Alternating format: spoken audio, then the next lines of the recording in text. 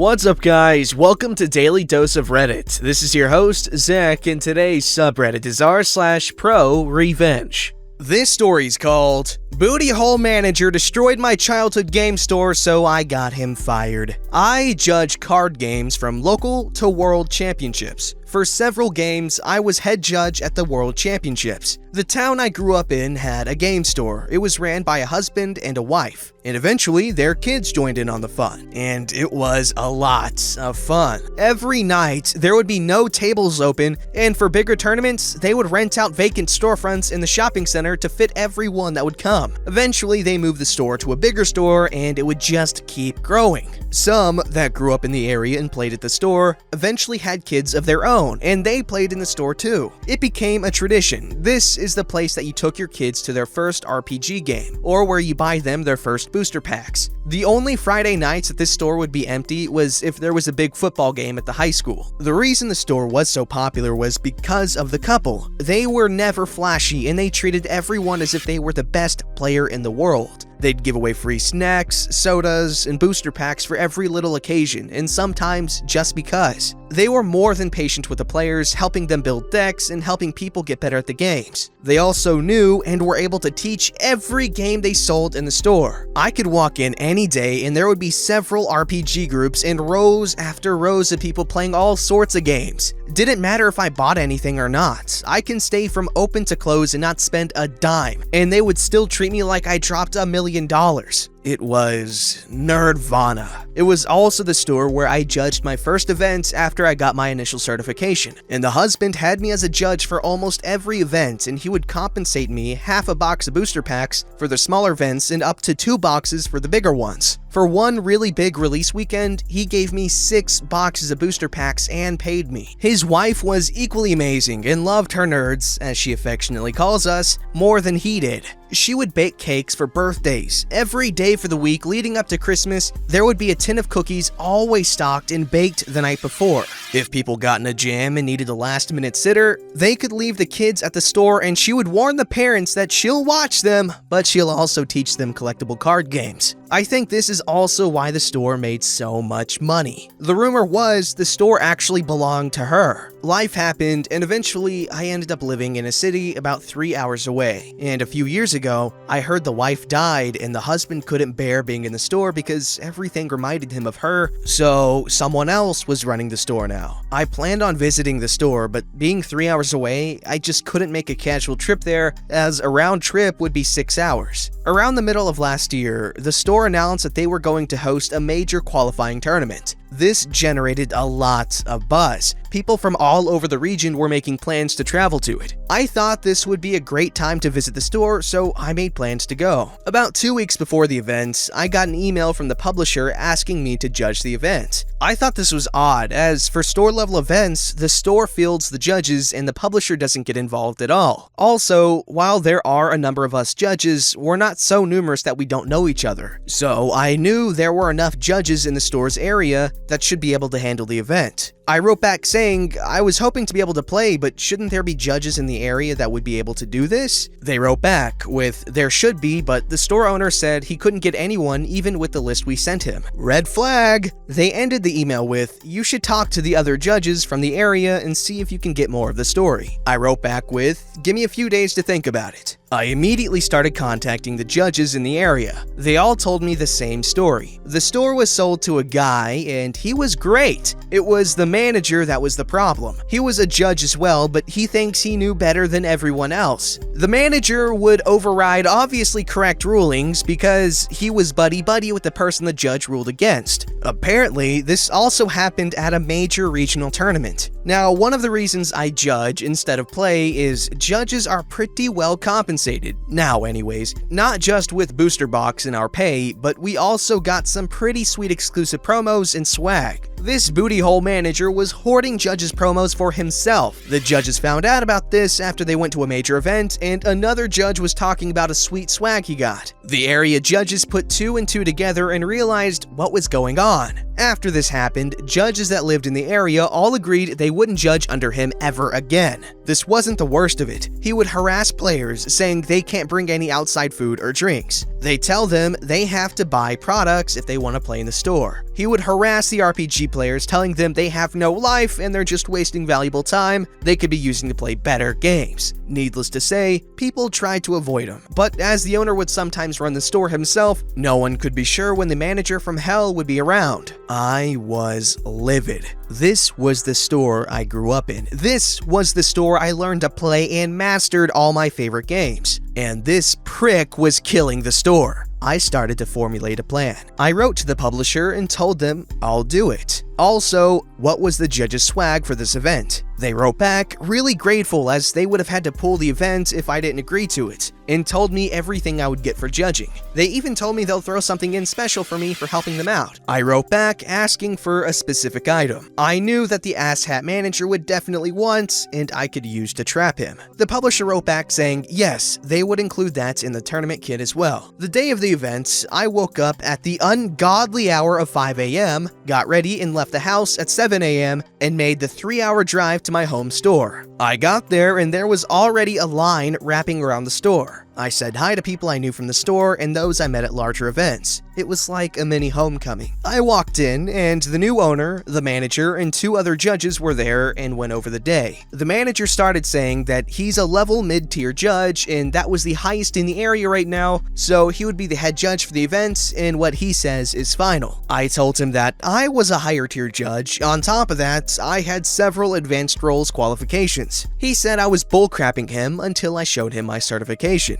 He said he's still head judge because he's the manager of the store and people in the store respect his authority. I had to stifle a laugh. Then I told him before I start, I would like my judge's swag. Now, normally I get this at the end of the event because I don't want to carry it around all day. But given this guy's record, I wanted to give this guy as little a chance as possible to steal what was owed to me. He started hemming and hawing and said that he hasn't pulled the kit yet. I told him, pull it, open it, and give me my swag or I will be walking away and I'd tell the publisher and this tournament will be invalidated. The owner tried to reason with me, but I was firm. I hated doing this to the owner as he hasn't done anything wrong. From what I heard, he was trying to continue the traditions and practices the original owners established, but I knew I needed to be a butthole to save the store's community from the manager. The manager finally came out and gave me my swag. I looked it over and I knew this wasn't everything that was promised to me, and I said as much. Then I pulled the email from the publisher that listed everything I was supposed to receive, including the special swag. The manager said he couldn't find it all, and the owner begged me to wait until the end of the event so he can make it right. I stood firm and demanded my stuff. I listed everything, and this time I also listed the special item I requested from the publisher. The manager went pale. The owner looked at the manager and said, "You said that you got that when you judged that big event a few months ago." I pulled up the email where I requested the item and where the publisher said it would be included and showed it to the owner. The owner exploded. He demanded to see the entire packing list for the kit, and sure enough, my promised item was in there. Then I told the owner everything the other area judges told me, and the owner got redder and redder. Finally, I told the owner and manager that unless I get the items I was promised by the publisher, I would call the police and report the theft, then walk out and make sure everyone outside knew what happened. The owner demanded the manager give me what was owed to me. He walked back and brought out everything that was listed in the email, plus the special item that was promised to me. The owner then fired the manager and apologized to me profusely for what just happened and asked me to please judge. I agreed, started the tournament, and apparently it was the best ran tournament the store had since the change of ownership. No one walked away complaining, all the rulings were fair, and it even ended early. When I got home, I sent an email to the publisher with the tournament report as well as an explanation as to what happened. I also sent a long email apologizing to the owner for my crappy behavior. The owner wrote back saying he understood why I did it, and he was actually grateful I was able to help him see the truth. The fallout. The butthole manager was stripped of his judge certification.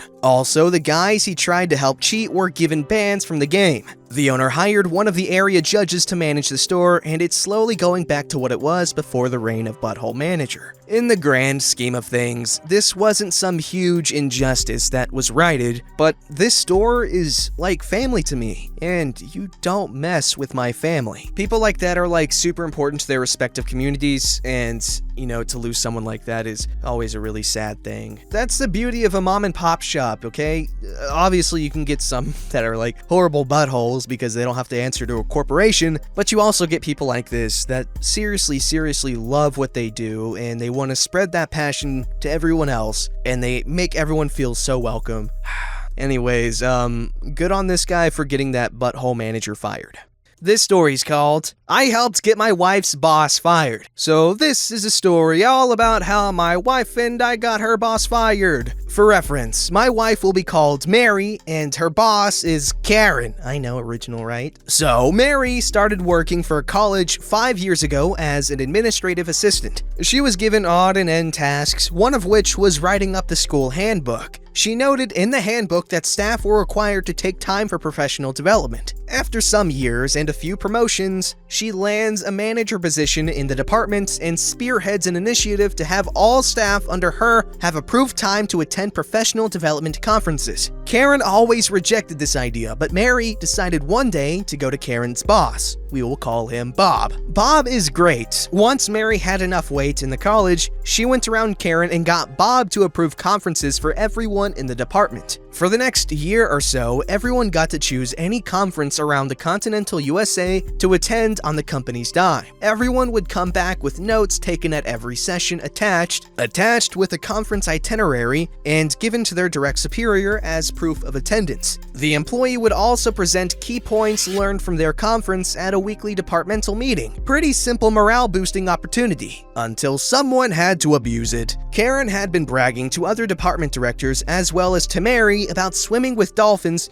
during her recent travel to conference. Mary didn't think much of it, as usually there was sometimes a free morning or afternoon to do with as you please at these conferences. My wife told me this during our nightly pillow talk, and having been raised in Orlando, where Karen decided to attend the conference, my head popped up and I asked, "Where?" Mary replied with a well-known location run by a well-known company with a whale for a logo. I quickly replied that they close at 5:30. When did Karen have time for this? Mary, who had access to Karen's itinerary, dropped her jaw when she realized the conference Karen attended did not have free time during the business hours of the dolphin swimming experience. Mary went into an enraged clerical fury as she pulled up Karen's full travel itinerary for flight, hotel, conference, and other reimbursements. The school does most departmental work online, and therefore the school servers can be accessed remotely from secured or approved devices, like Mary's phone. Karen also checked the website where Karen went swimming at to confirm hours of operation. According to the record submitted, there was no way Karen had time to swim with dolphins during the experience's normal business hours without missing part of this conference. And according to Karen's itinerary, she was supposed to have attended all sessions. Mary worked hard to have the privilege to travel the country to attend conferences, and Karen just screwed it all up. Mary eventually wrote all of this up, attached the itinerary documents, attached photos of the encounter, and apparently from other theme parks that Karen had neglected to mention from social media, attached the hours of operation, and sent this all to Bob. Mary texted me about an hour after she got to work the next day, saying Bob was livid.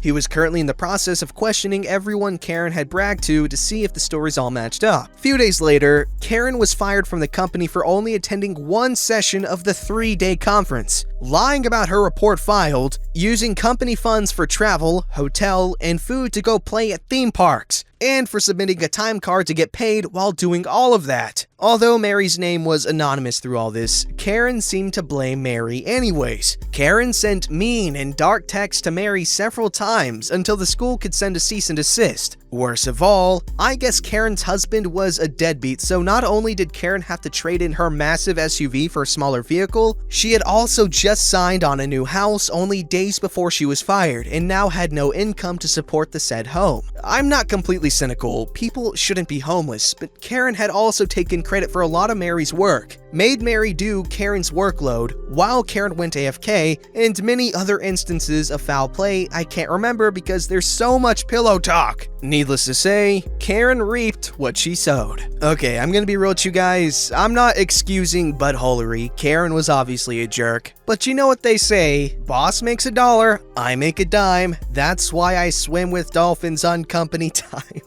I'm joking, obviously. That's obviously very unethical, because that's time theft. Also, she gave SeaWorld money. That is also morally objectionable, because SeaWorld is evil, at least according to, like, everything I've read about SeaWorld on the internet, without doing any research of my own. So, that's my unoriginal opinion, without any of my own research to back it up. However, I still think SeaWorld is evil. And before I get canceled, because someone else is gonna dig it up, I went to SeaWorld twice. Once when I was like 15 or something, and another time when I was like 8 or 9 or something. But at the time, I didn't know it was bad, and it was pretty freaking cool. Don't forget to like, subscribe, and hit that bell to never miss an episode.